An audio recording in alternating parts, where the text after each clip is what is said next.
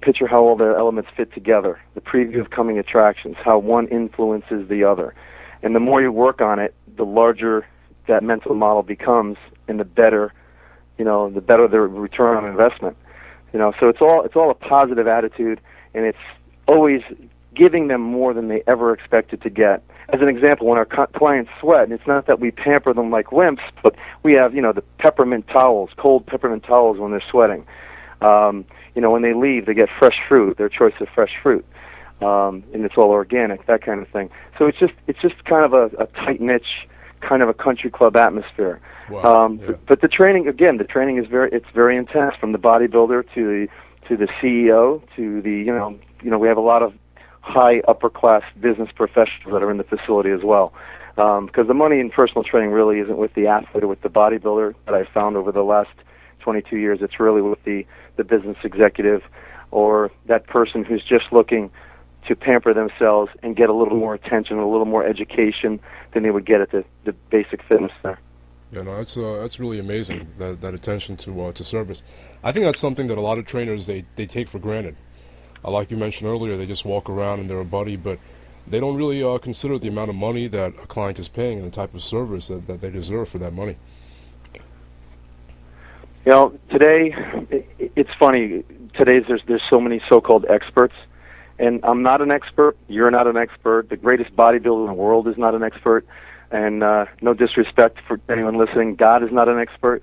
So I personally believe that, like, in every blink of an eye, there's someone out there changing the face of the industry, and we all have the opportunity to think about those changes and make our own analysis.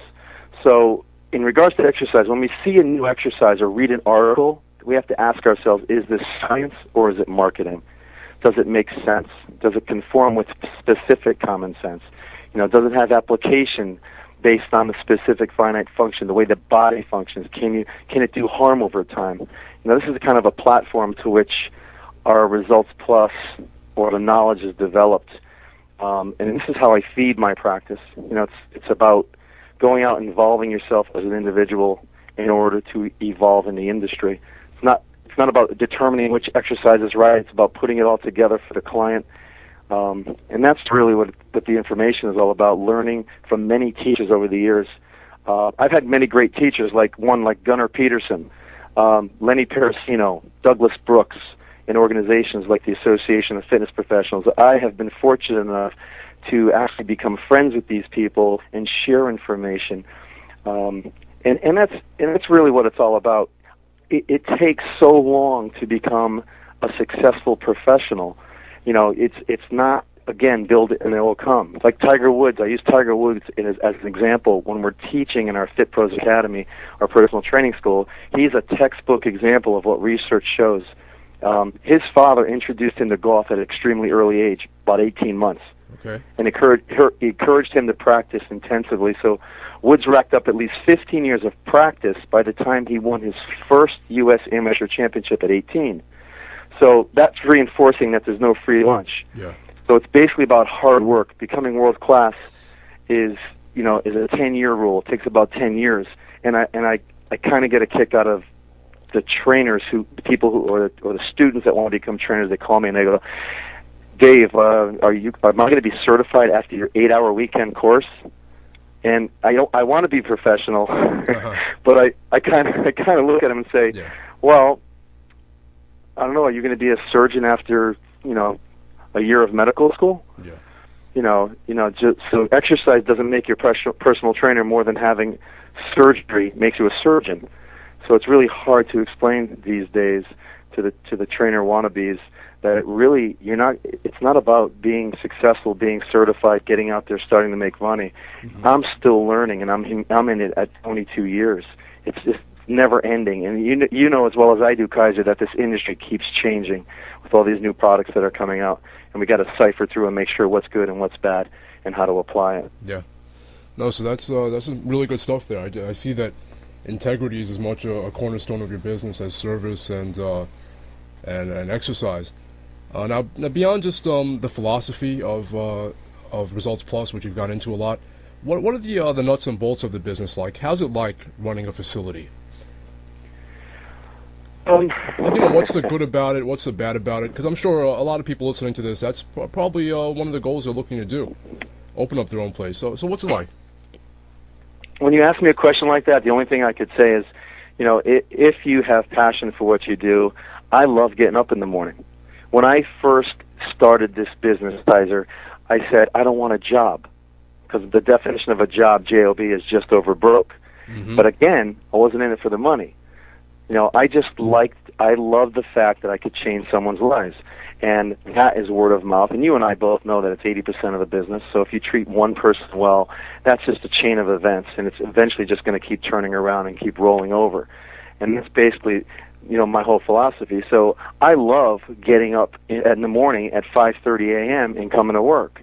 And a lot of people can't say that. Mm-hmm. So when you say to me, about the business, I love what I do. So I couldn't think of anything I'd rather be doing. I love the challenge of getting new clients, filling my trainers' time slots, getting new trainers, implementing new exercise programs. I do some work right now with local TV stations. We have a fitness show every Friday at noon, which we have a 6-minute fitness show. It's not long, but it's enough. Okay. And it's just a way to get out there and teach. And I do it for free. But that brings tenfold. Mm-hmm. The phone doesn't stop ringing. So, in regards to how to run it, it's challenging at times, definitely, because you have a turnover every 3 to 4 years with new trainers. And it's just like the hairdresser analogy. You're with someone so long, and all of a sudden say, Jason's leaving the program. Oh, well, okay, hopefully you're going to get a trainer to replace him that's going to be just as good and I'm going to be compatible with. So that's probably the biggest challenge in my industry, is making sure that I can hold on to a trainer. Yeah.